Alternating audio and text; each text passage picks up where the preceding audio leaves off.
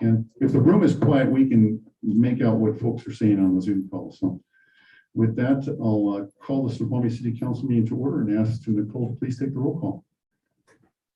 Is my microphone? Okay. You got to speak really close and directly into it, Nicole. Councilmember Jeans? Here. Councilmember Ross? Here. Councilmember Holloway? Here. Councilmember Mayhew? Here. Councilmember Lassay? Here. Councilmember Sunwall? Councilmember Sunwall? Councilmember Shepherd? Here. And Mayor? I am here, thank you. Council, may I have a motion and a second to excuse Councilmember Sunwall from tonight's meeting? So moved. Second. I have a motion and a second to excuse Councilmember Sunwall. All those in favor say aye. Aye. Aye. Those opposed say nay. All right, motion passes. Moving on to public hearings, presentations, proclamations, and appointments. And once we're through with this, we can kind of segue back to a normal Zoom meeting. But so I appreciate everybody's patience, but this is a good test run if we're going to go back to full meetings and have a bit of a hybrid. So I appreciate everybody's patience with what is going to inevitably be a little glitchy. We have a couple of nice presentations tonight. One is recognizing Earl Bell for his efforts as president of the Chamber of Commerce, and then an overdue recognition of some new officers and the promotions of some officers. So at this point, I'm going to pivot to a presentation mode, and we have Councilmember Lambert wanted to be here tonight to honor not only Earl Bell, but the officers too, but she did, so she again gives her congratulations to all the officers here being recognized tonight. But Earl, she wanted to, she put together a special presentation for you. And I don't know if there's somewhere you can maybe look it over Jimmy's shoulder, someone to up here to see the video.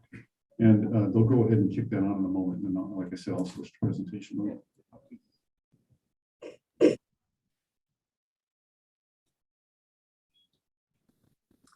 Hi, I'm sorry I can't be with you right now. I have other meetings I had to go to tonight, but I want you to know that my heart is with what's going on here, celebrating Earl Bell. Earl is the kind of person you want to celebrate on an everyday basis. He is such a uniter. He brings people together. It's clear that nobody is a stranger to Earl. Earl makes sure that everybody feels welcome wherever he is. He will invite you in all kinds of ways and make you feel so comfortable. He's always upbeat and happy and willing to bring joy to other people's lives. He's an informer. He makes sure that if he knows something that will be of value to you, that he'll share it with you. For example, on our very early Zoom meetings, many of us didn't know how to change our picture, our name, and he was the very first to have the breakout sessions. And so he made sure that all of us on the chamber knew how to get into and out of breakout sessions. And we thought we were pretty cool that we had learned that early on. And now it's a part of our everyday life. So Earl has done so much to make everybody's life better in this area. And it will be such a loss to have you gone, Earl. You have been a real pillar in the community. And I know that where you go in this next chapter and other chapters in your life, that you will be a pillar in that community.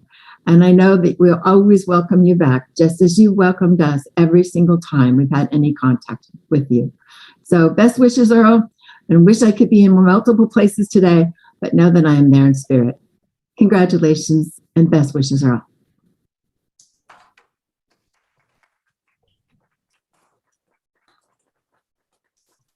Let me go know when you guys switch back here. Good to go. Right. Thank you. So with that, at the beginning of the COVID back in March of 2020, there was no game plan for everything we were confronted with. I mean, all of our lives were kind of turned upside down and topsy-turvy and off balance. And even as the mayor, it was like, oh my God, I kind of envied Mayor Hearing, who had, ended his term just 2 months before the COVID. Because there was just no game plan, and it was sort of like deer in the headlights for many of us, particularly leadership, saying how in the world are we going to lead the communities through these challenges. There's a saying I think is very powerful that I often rely on when you sort of don't have a roadmap ahead, and that is it's easier to act your way into a new way of thinking than to think your way into a new way of acting.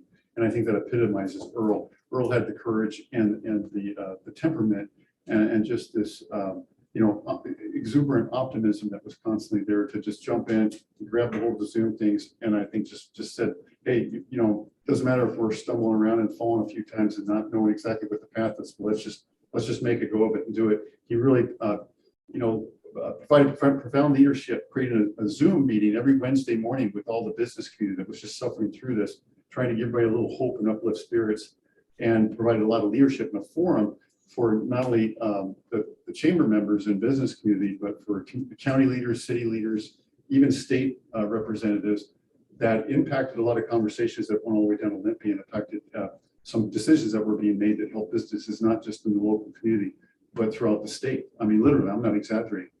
From folks like Senator Mullet and our representatives Ramos and Callan that could take that back in conversations with the governor's office. And they were often joining us for those Zoom meetings because there weren't many other forums that they could do that to sort of explore the issues that were going on and to find out stories from where the road met the road. So I thought it would be, we've just heard that Earl and his wife are deciding to head for warmer climates because they didn't find it to be warm enough here lately. And they're heading down to Arizona. And it would be a tragedy not to recognize his efforts before leaving. So, Earl, if you could come up and join me here. But as you're coming up, I will read a community service award. Whereas throughout the COVID-19 pandemic, Earl Bell agreed to serve an additional year as president of the Snoqualmie Valley Chamber of Commerce to assist with connecting, serving, and supporting businesses, nonprofits, and local leaders by facilitating very impactful weekly Zoom meetings. Therefore, in honor and recognition of his extraordinary dedication and service to the Snoqualmie business community, this community service award is presented to Earl Bell, president of the Snow Valley Chamber of Commerce, on this 9th day of August 2021. Wow. Earl, gives me great honor to thank you. Thank you. Yeah, the residents, the city council, the city staff.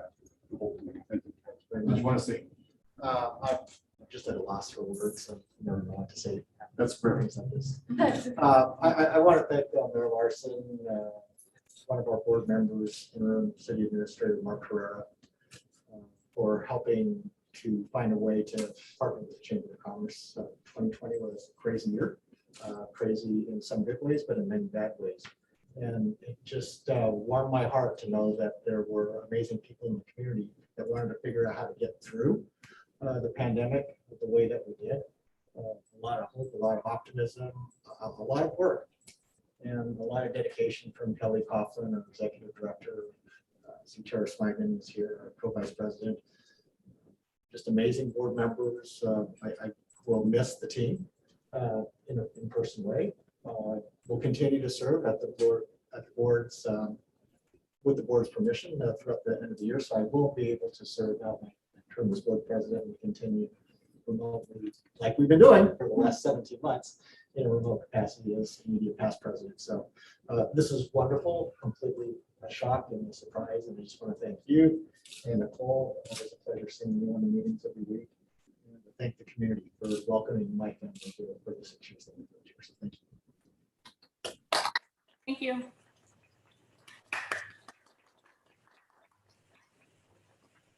Thank you, Earl. Well, I know Earl would enthusiastically join me in saying Kelly Coughlin has done a phenomenal job as the executive director of the chamber, just putting in some extraordinary and very stressful hours throughout the past year and a half, also helping those businesses through. So you'll get your turn.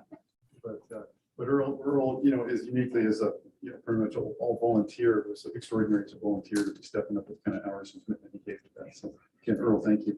Next, very exciting, long overdue. We've recently in the last few months hired 3 new officers and also had a couple of promotions of some of our longstanding officers that have been around serving this community for some time. And so at this time, it gives me great pleasure to introduce the police chief to speak to that.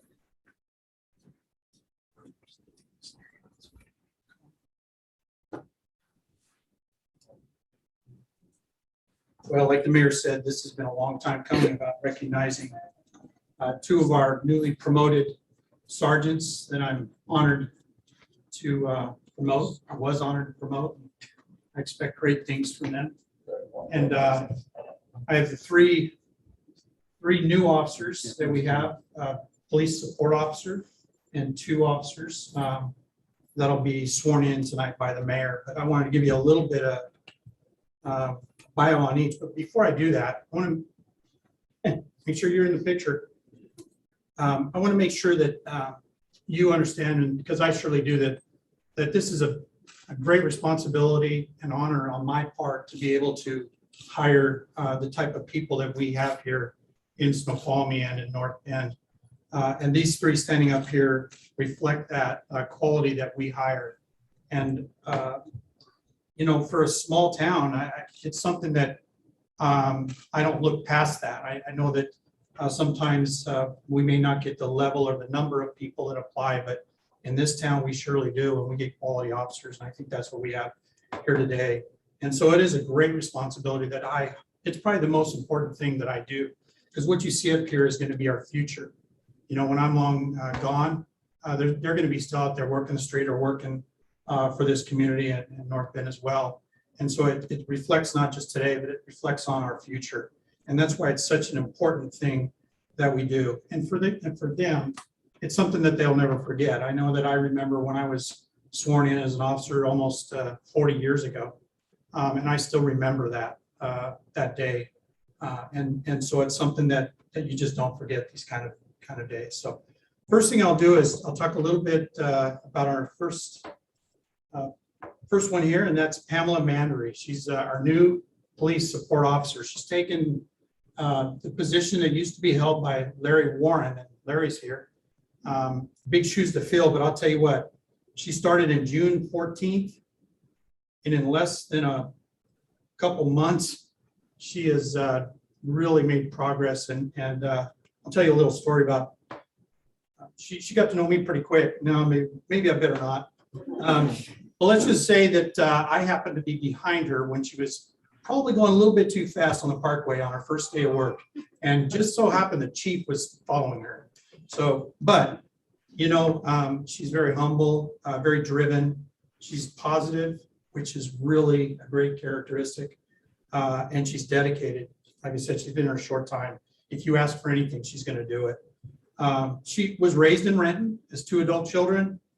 She's been a dispatcher. And if you know anything about dispatching, it's probably the hardest job there is. Much respect for a dispatcher position. She's done that since almost for 27 or a little over 27 years. And most recently in Enum Claw since 2016. She's also a reserve officer as of 2019. She went to the Reserve Academy and is a reserve officer as well. So it gives us some flexibility on the kind of things that she can do, which is nice. That's all I'm going to say. Number 2 is James Aguirre. James he was born in Seattle. So he's from this area. And that's always nice to get people that are from this area. They know it.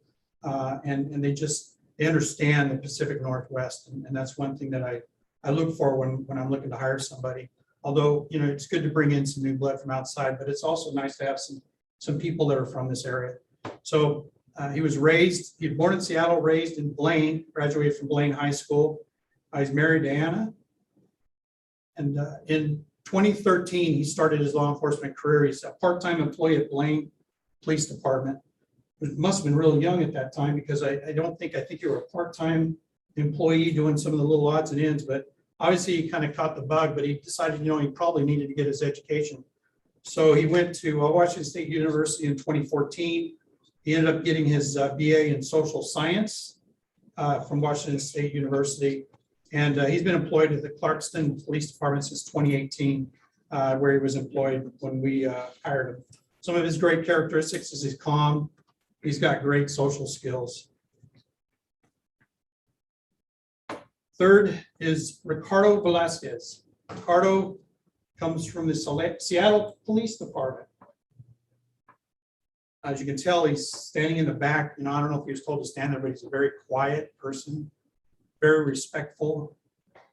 He's calm. And those are some of the characteristics that I really valued when I was interviewing him. He was born and raised in California, and then came up to visit. He heard some good things about this area and got up here and actually decided this was where he wanted to start working. And that's when he applied for Seattle Police Department and got hired in Seattle, where he's currently employed before he came here. He started his law enforcement career, believe it or not, in Redondo Beach in California, right on the coast as a records assistant. 2015 is when he started at Seattle PD. He's a team player as well. So Mayor, if you want to go ahead and do the oath of office for these three. I'll step aside.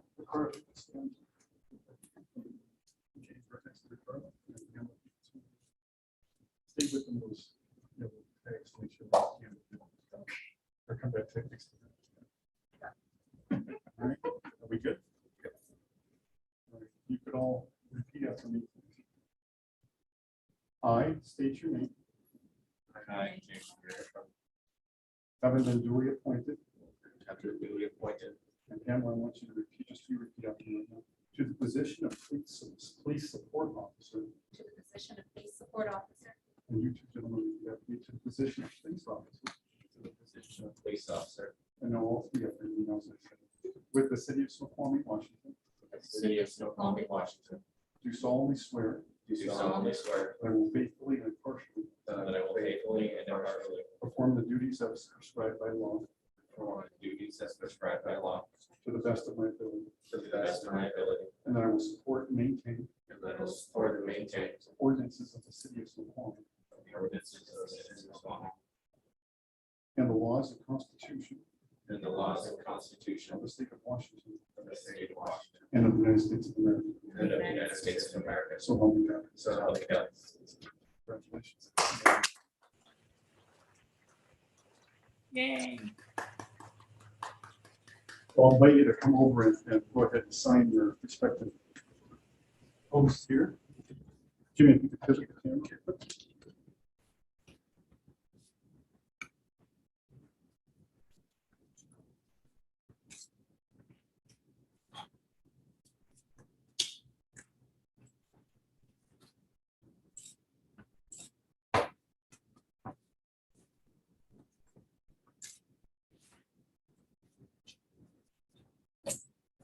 I'll turn you back over to the chief. Why don't you guys come back where you were? Pamela, you're going to have Sergeant Brian Lynch from the Black Diamond Police Department in your badge. If you want to come on up.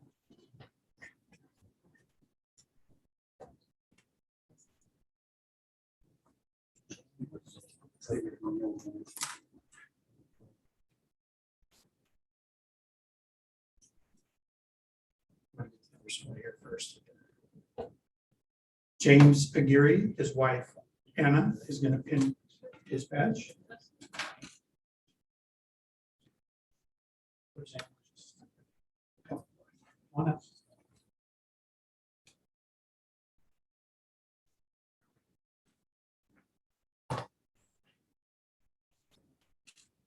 And Ricardo Velasquez girlfriend, Esmeralda, if you want to come on up and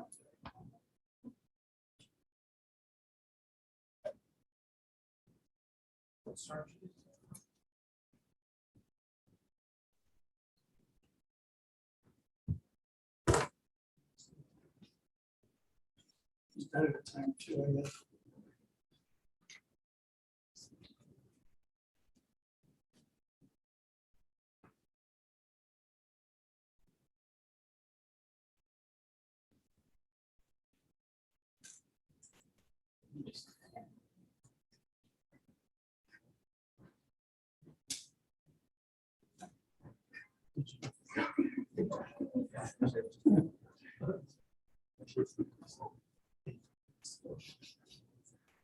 Did you want to take some pictures now or wait till That's later? right.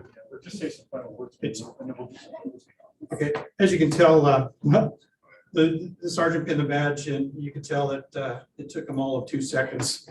And I'm not sure if we need a medical assistant on some of these over here.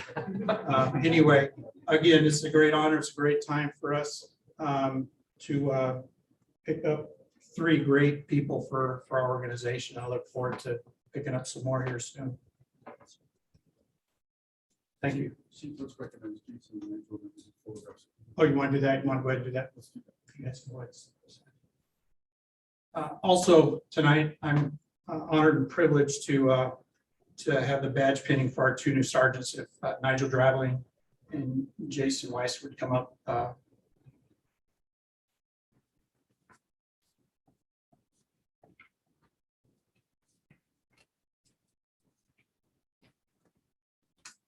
As important as hiring. Yeah, you guys are gonna have one on each side of me. As important it is in hiring new employees, it's just as important, if not more important, to make sure that we have those supervisors out on the streets that are really deciding what's going on. I mean, they're really the most important position in a police department is the line level sergeant. They make the calls at 2 a.m. I'm nowhere to be found. Well, I'm sleeping, obviously, but you know, they are probably like I said, the most important position in a law enforcement organization. And this is big for this agency. I've been over here for about a little over 4.5 years, and this is the first time I had the opportunity to make a promotion to sergeant. And we had seven of our officers that applied and tested for this position. And I'll tell you, all 7 we have great people. We did have 4 that made the finals.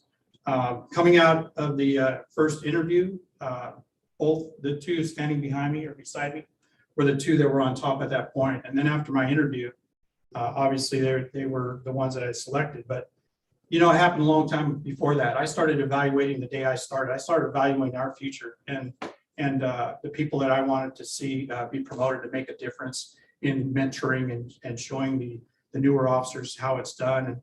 And it was easy with Jason. I'll tell you, I knew what kind of person he was immediately because I'm kind of big on the little things and people that care. And it was a little thing. He pulled out the vacuum cleaner and started vacuuming the department. And you guys might laugh at that, but what does that tell you? It tells you this guy really cares, and he's not above him or below him to do that. He pulled it out, started vacuuming because it was dirty, it needed to be cleaned. And that's somebody that cares about their appearance, cares about all that stuff. And that tells you a lot about his character. And so I knew right away what kind of person he was, and I'm honored to have promoted him. Nigel, school of hard knocks for Nigel. I'll tell you, this guy is as stubborn as they come, but I'll tell you what, he's got, as stubborn as he is, he's got just a big heart there is. He's got a huge heart, and he'll do anything for you. I can ask Nigel to do anything, and this guy will do it, and he won't complain about it or anything. These are the 2 kind of guys that you know, really are going to make a difference in our community in the future. And so, you know, I thank both of you for what you guys have done and the difference you guys have made already. I'm sure that I tell a little bit about you guys, and everybody probably knows you guys. You know that Jason's got over 25 years of law enforcement experience, 22 with Snoqualmie Police Department. He's done just about everything. He was one of our first detectives. We had 2 detectives recently, so he's one of the first ones ever in this on this department. And he did a fantastic job on that. In fact, probably made greater strides in his first couple of years as a detective than I've ever seen. And I managed a pretty large department of detectives, and he just took it and ran with it. He's been on Major Crimes Task Force, and he's done this sergeant stuff before, but now it's the real thing. He's got the stripes on him now, but he's been acting sergeant as well. Nigel, he's got 20 years, and I believe that's all been with Snoqualmie. Is that true? So we got some long tenured senior guys here that have been there and done that for Snoqualmie and watched it grow from what it was to what it is today. And so we're going to go ahead and go forward with the pinning now, and you're going to have Kim. If Kim Stonebreaker, she's one of our corporals on the department, is going to pin the badge, and you're going to have Captain Almquist is going to pin the badge on.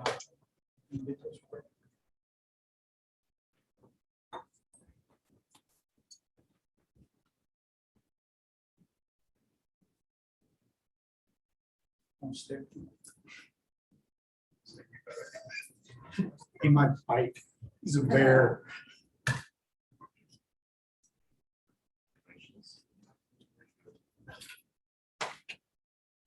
You finally got your badge. He's been begging me for that badge since the day I promoted him. He's been coming in. You have that badge? And I refused to give it to him until this time.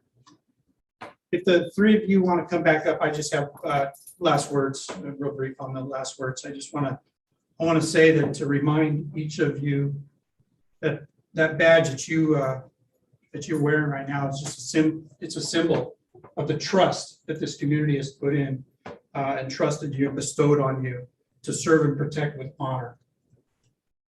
It's not a right to have that badge, it's a privilege to have that badge. If you just continue to do what you guys have been doing, I know in 30 or 40 years, you can look back and do 30 or 40, you never know. I'm still here.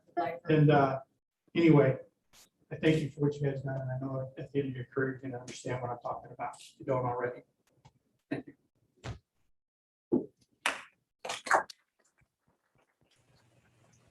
Hey, thank you.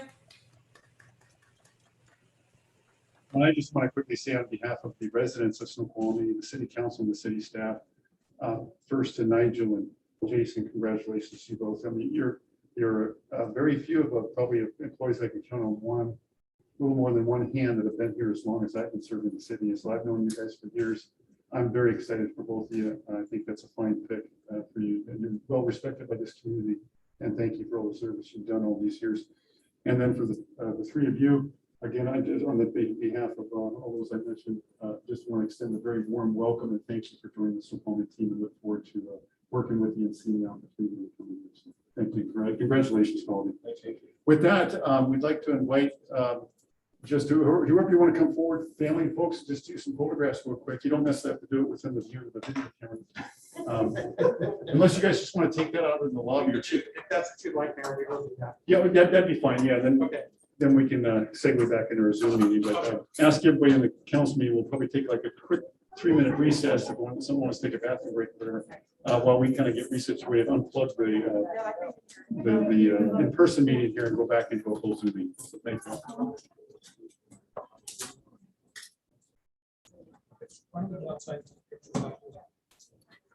Yes, you guys should shut down the sound system.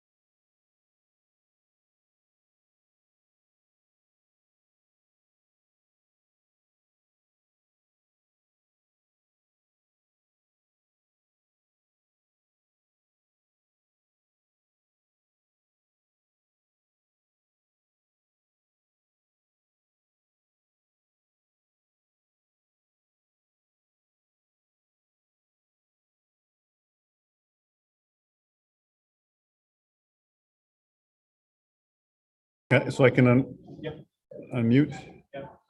Kevin, you want me to move? All right. That test? You can try and see if you get the ball. That's your test right now. So we'll take it. Okay. Test. I'm going to do a test. Can everybody hear me? Can you hear me there? Yes, I can hear you. We're not hearing feedback and all, so that's a good sign.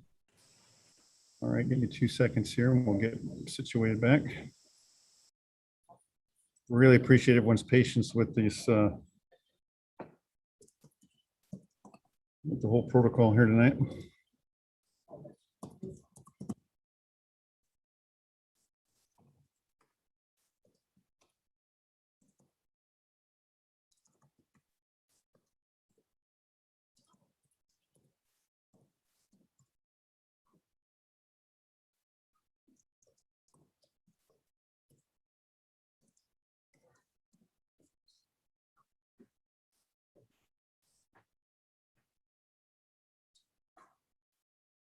Why is it not logging me back into?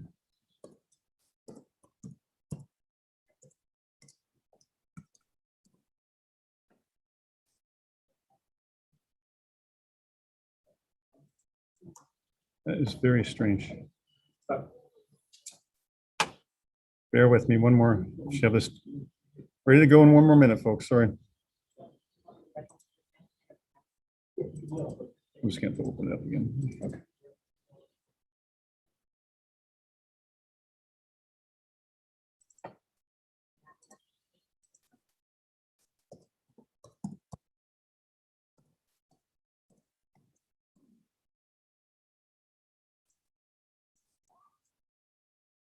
Okay, that's strange. I can't get I put the password in, but when I hit enter on the notes, the password disappears and it's stuck. It's weird. I've never seen it do that before. On the notes in your. Yeah, I can't log back into them again. Yeah. I'll have to just go to the regular agenda here in a second. See there? And then I go log in and then it just disappears. That's strange. It's like it's all happening on the same night. I'm just gonna do. Sorry, council members, I can't open my regular agenda. So I'm gonna have to get to a web page and open the regular council agenda. I can't see my notes or it's not letting me log back into them. So I have a proclamation if you want that there. To the paper.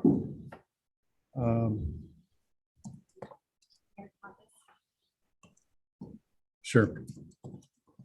Okay, something else. All right, thank you. All right, folks, so moving on to citizens' comments and requests for items not on the agenda. Point of order, Mayor. Yeah, go ahead, sir. I think we need to, we've not yet approved the agenda. Thank you. Thank you very much. Okay, so if I could have a motion and a second to approve the agenda as presented tonight. So moved. Second. We have a motion and a second to approve the agenda as presented. Is there any questions? Yes, Yep, hang on. Got to get my panelist up there. I see one's hand up. Is that Councilmember Shepherd? Go ahead. yes, I'd like to remove AB 21-061 from the consent agenda and the warrants. All right. So once again, we just have minutes for the consent agenda. All right. Anything else, council? All right. With that, all those in favor say aye. Aye. Aye. All those opposed say nay. All right, motion is carried. Moving on to citizens' comments and requests for items not on the agenda. I don't have the, we have a couple of members here tonight. Let me see. Whoops. Eventually get this back and going. So we have two attendees here tonight. I see a John Duffy and Joel Johnson.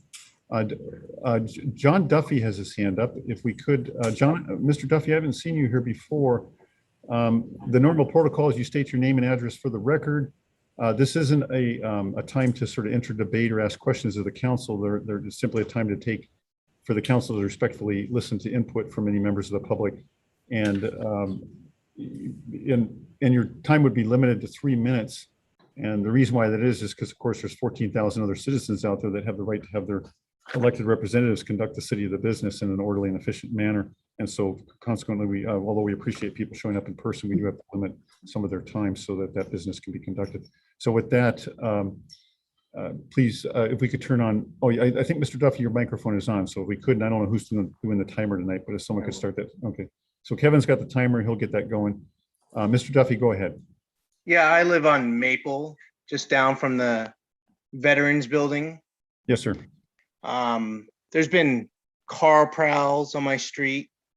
I've had neighbors' doors being banged in the middle of the night and had to call cops. My car has been prowled.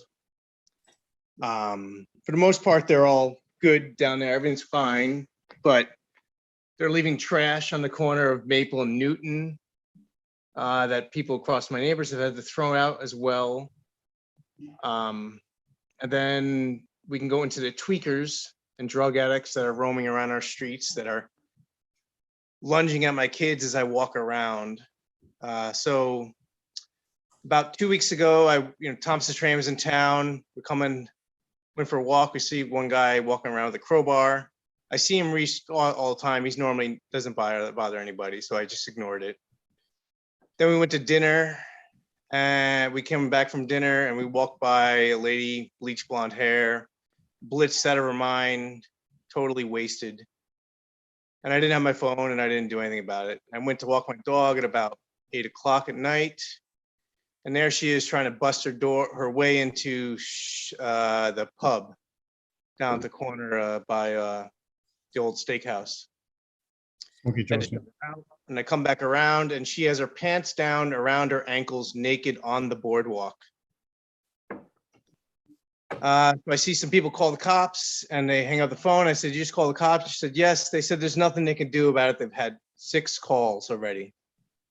So I get home, I come back, I get my phone to go back out there and call the cops. And I asked the cops, hey, could you get this person off the street? She's a danger to society. She's a danger to my family. She's drunk and naked. They said there's nothing they can do. They've had 6 calls.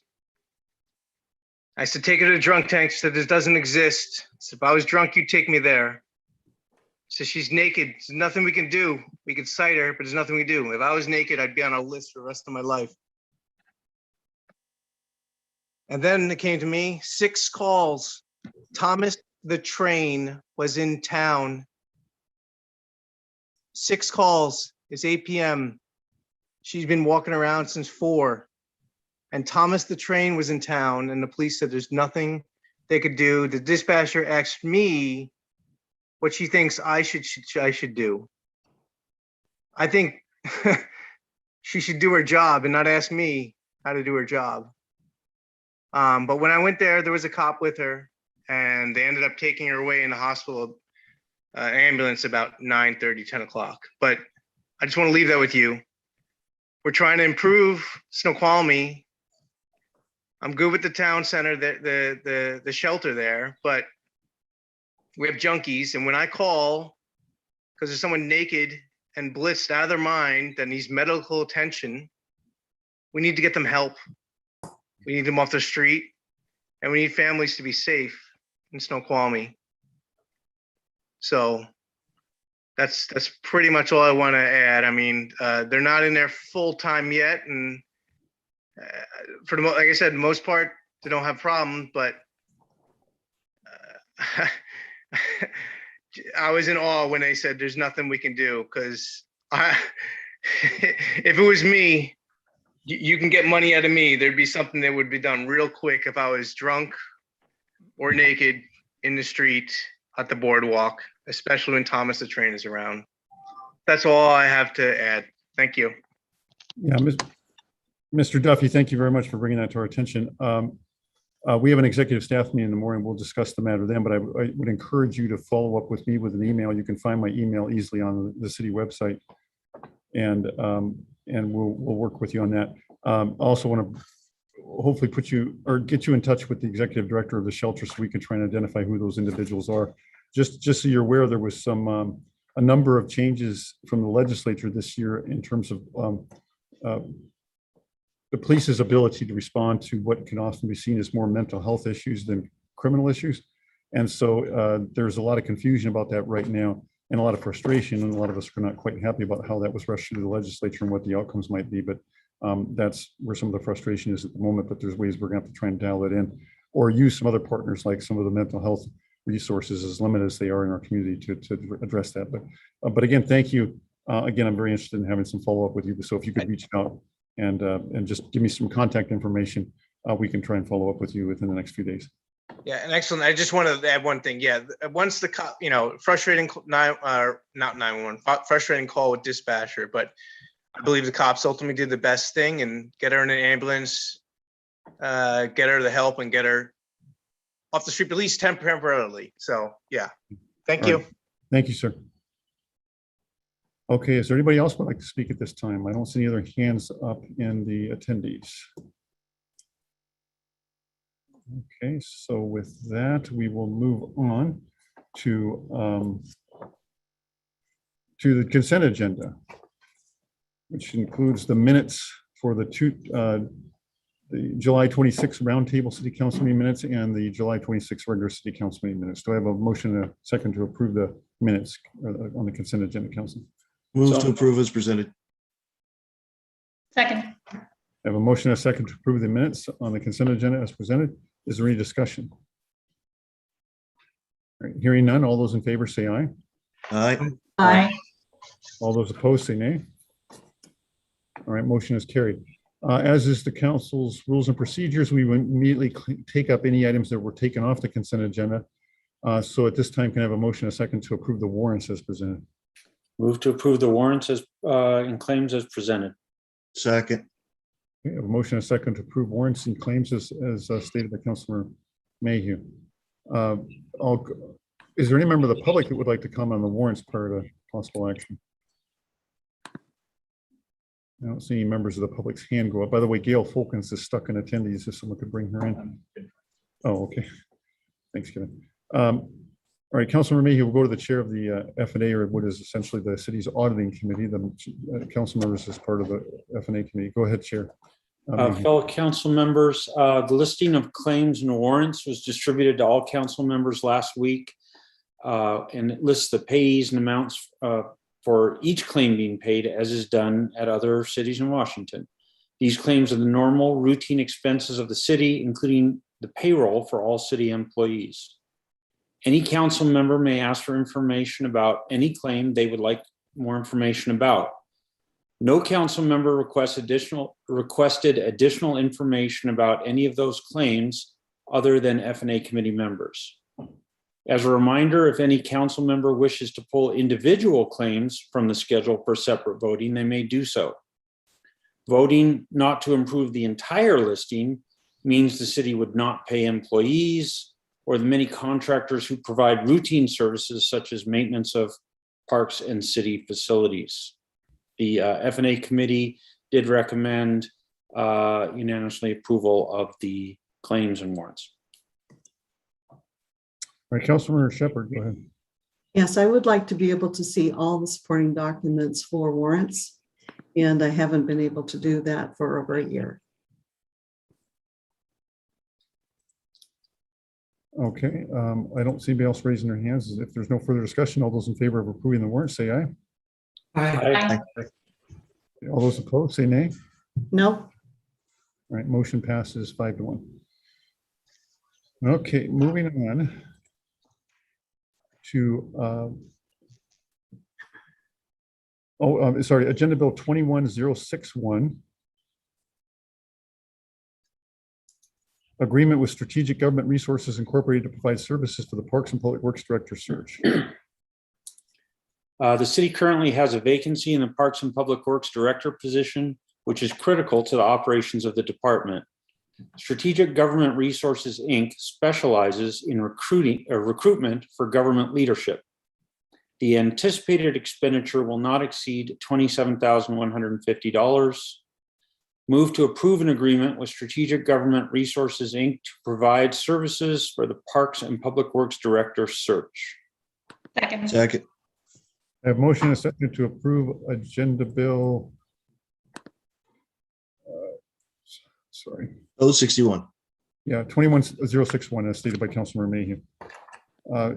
Is there any member of the public that would like to comment on this item prior to possible action? Looking to see if anybody's hand in the public goes up. Seeing no one's hand go up, I will defer to the chair of the committee and then to Councilmember Shepherd. Go ahead, Councilmember Mayhew. Fellow council members, the F&A committee looked at this, and this is for search services for a permanent director.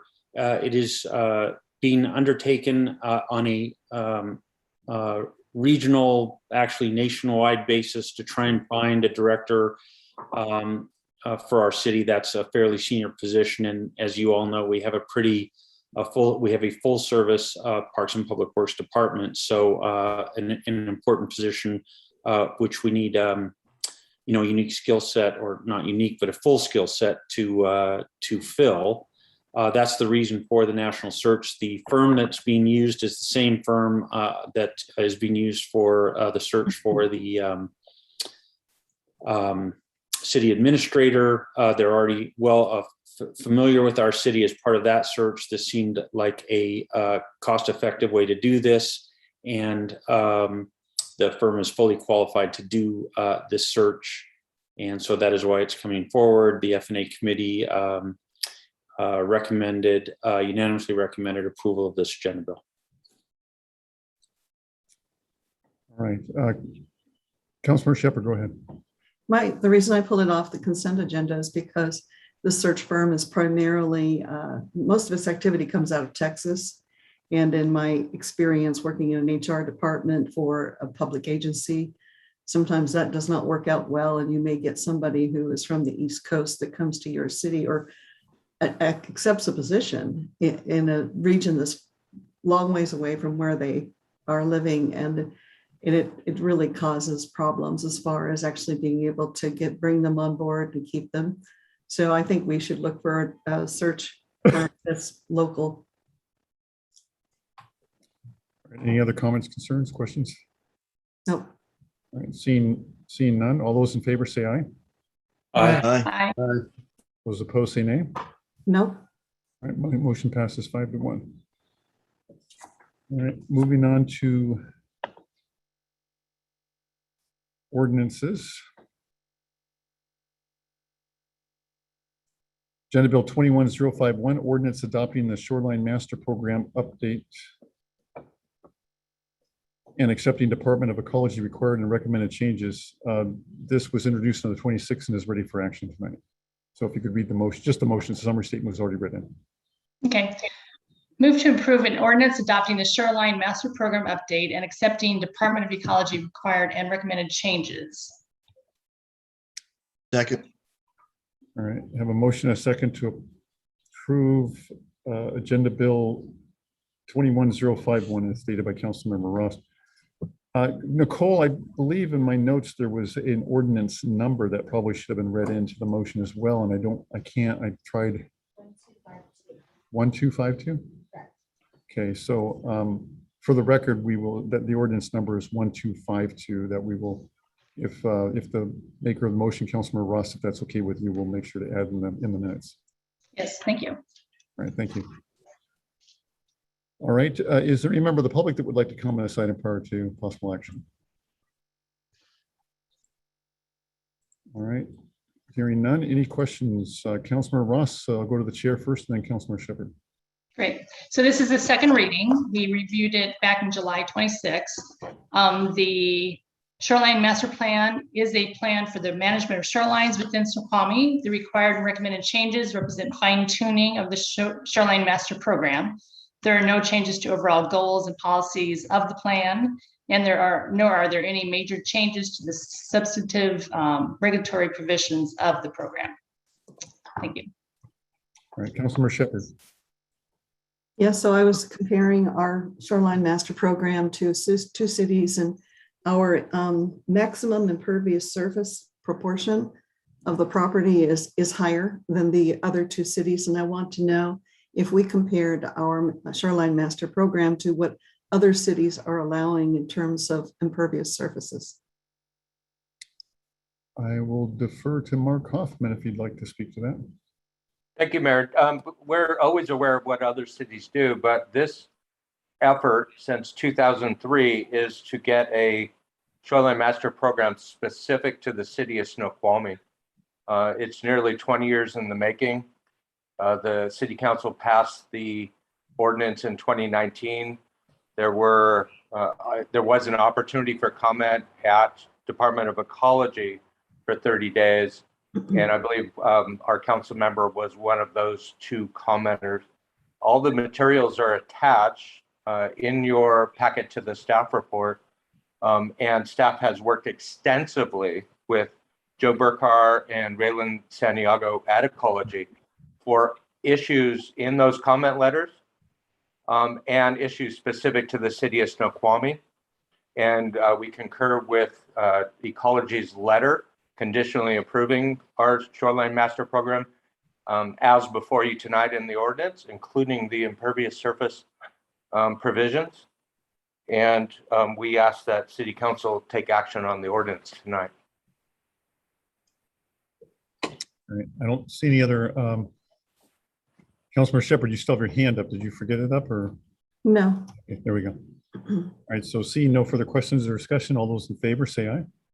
Aye. Aye. Those opposed say nay. No. All right, motion passes 5-1. Moving on to Finance Administration Committee Agenda Bill 21062, ordinance regarding vehicle license fees, amending section 4B and 4C of the ordinance number 1223A, imposing a vehicle license fee and providing for severability and effective date.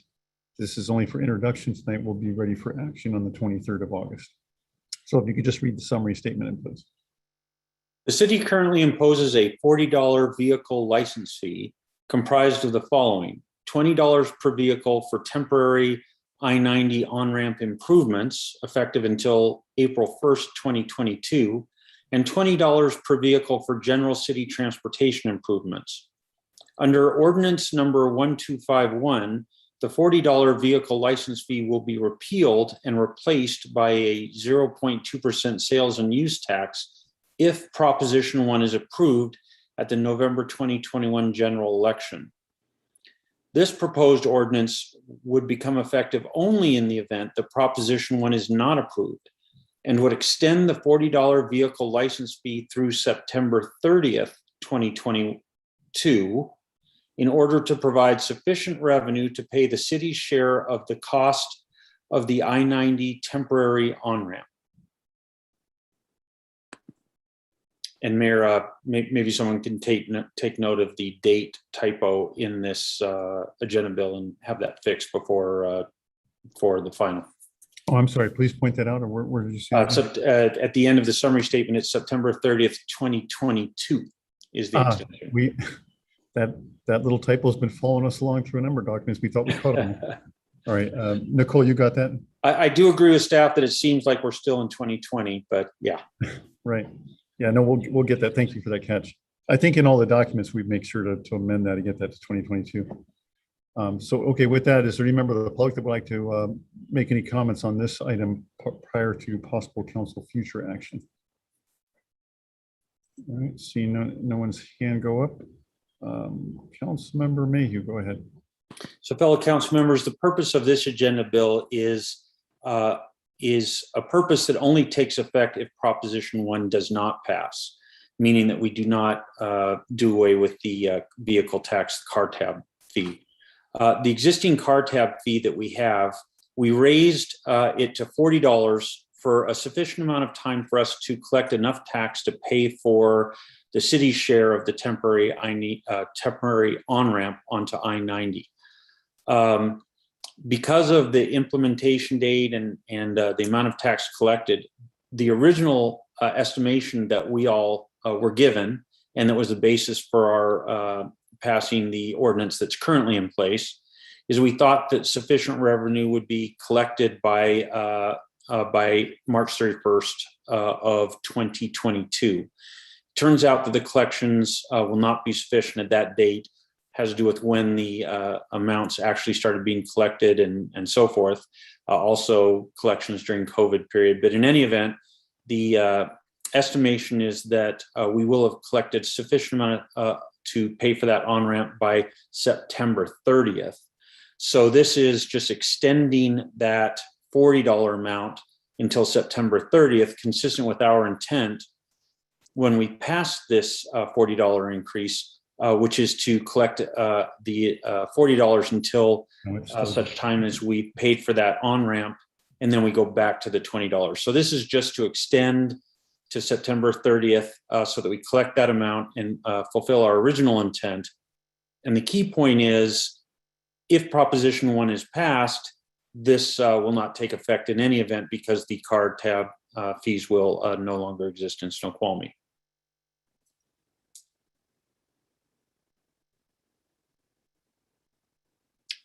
All right. Any other, thank you, Councilmember Mayhew. Any other questions, comments from other members? Councilmember Holloway, go ahead.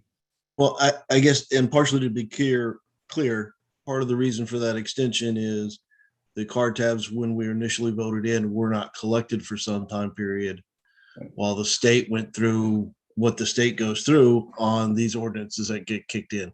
So we need to go back and collect those months that were not collected due to, again, state issues. As I recall, I think the biggest delay or issue was the I-9747 initiative that was passed. Or Councilmember Mayhew, you're saying no. I thought that was some of the delays, was the collection. No, they delayed their disbursements to the city, but not the collection. I think Councilmember Holloway's correct that it just didn't start getting collected as soon as we had hoped it might. Gotcha. Okay. All right. Any other questions, comments? Councilmember Shepherd. So is it the delay would actually impact what they would send to us? And if it's delayed a month, wouldn't they give us credit for the month that it was supposed to be paid for, even though they were holding it? Councilor Mayhew, you want to speak to that? Go ahead. Yeah, just to clarify, so the state, once they started collecting the $40 amount, everything they collect of the $40 amount is turned over to the city. It's just that they didn't start collecting that as soon as we thought they would start collecting it when we passed the ordinance.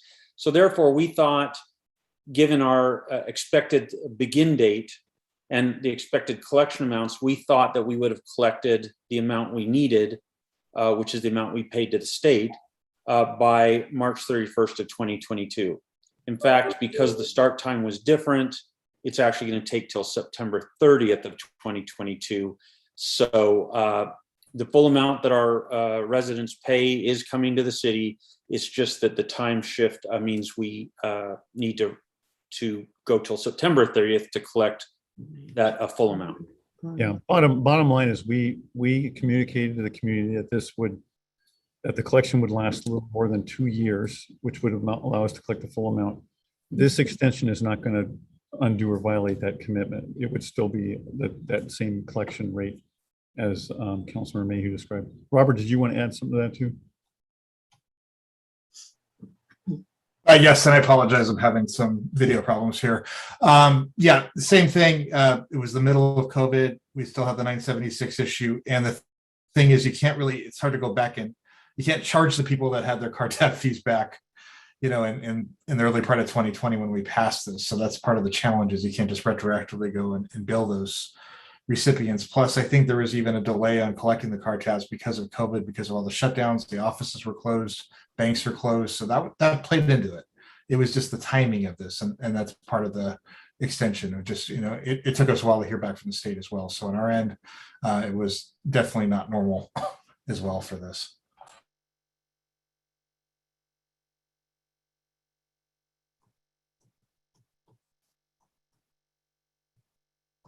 Mayor, you're muted. Sorry, I was saying super secret stuff. Okay, Robert, you still have your hand up. Did you have more to say, or I don't see anybody else's hand up? All right, with that, again, this is for introduction only tonight. So with that, we'll move on. There are no items under committee reports, but we'll just quickly ask if there's any reports from those various committees. Public Parks and Public Works Committee report. No report other than we're going to look at the sewer plan in the next meeting. So again, we request, we kind of sidetracked this and said, make sure it comes back to committee. So let's do our due diligence. Feed any questions you have based on your review of the sewer plan to members of the committee. And we'll have that discussion in our next committee and move it to council after that. That's it from Public Works. Does that include the water plan too? Yes. Thank you. All right, very good. Thank you. Community Development Committee report. I have a question. Oh, I'm sorry, Councilmember Shepherd, I didn't see your hand. Yeah. Are we going to have a public hearing for our water plan? I guess we'll kick that to Bob Sturbank as sort of a legal question. Public hearing on the plans? No, the council could take public comment, but public hearing is not required. I did North Bend did that, so I didn't know whether it was minimally required or not. No, it's not. Okay. Could everybody hear Bob? It was a little garbled. He was saying not required. We do offer ample opportunities for public comment at our council meetings. So. And Mayor, we did have a discussion about this bit at the committee. At this juncture, we're looking only for conditional approval from the council, subject then to review and approval by the outside agencies, at which point, similar to the Shoreline Master Program, if there are recommended or requested changes by those agencies, it would be coming back in front of the full council. All right, thank you, Bob. Any other comments, questions at this time?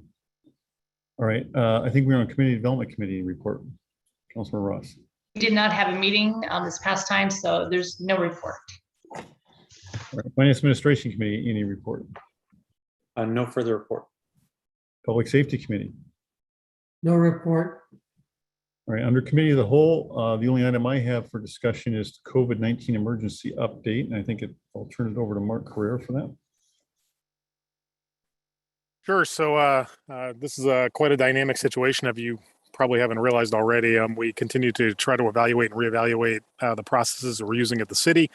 We had every intention on hosting this meeting either as a hybrid or as an in-person meeting, but decided to steer away from that with the increasing numbers with the Delta variant, and then the change in the mask directive. And if you haven't seen the news today, the governor is essentially mandating that all essential staff at the state level have COVID vaccines by a certain date. So the city is looking at all of those options moving forward to try to increase the numbers that we have internally. And we're going to continue to evaluate this on a monthly basis with regards to meeting in person. And we also have changed our masking requirements inside the building. So as I stated, it is a dynamic situation, but I can certainly answer any questions that you may have with a precursor that it's all subject to change by tomorrow. All right, thanks, Mark. Any other questions for Mark about that? Councilor Ship. Yeah, what did we change our mask mandate to? So we were originally following the CDC and the state and recommended county guidelines, which was originally vaccinated staff could unmask in public areas. But we have now pivoted back based on the recommendations from the state and CDC and the county that all vaccinated and unvaccinated staff wear masks while they're in public spaces within the building. And what we have done internally is vaccinated staff may unmask if they are at a workstation that has social distancing requirements or in a private office. And if you are unvaccinated, then they have to wear a mask all the time in the building. All right, any other questions, council?